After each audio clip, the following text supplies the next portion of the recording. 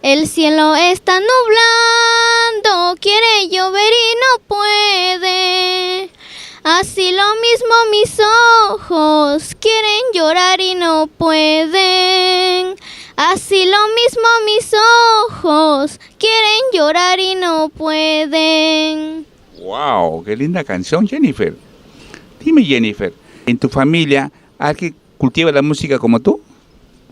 Bueno, más antes mi papá era cantante, pero no era muy conocido, pero sí le gustaba cantar. Ah, mira tú, o sea, eso viene de familia, pues, ¿no? Sí. Jennifer, a todos estos, ¿tus padres de qué parte son? Bueno, mis padres son del departamento de Ancash, provincia Maris Carlos Uriaga, Piscobamba, distrito de Yumpa, centro poblado de Yurma.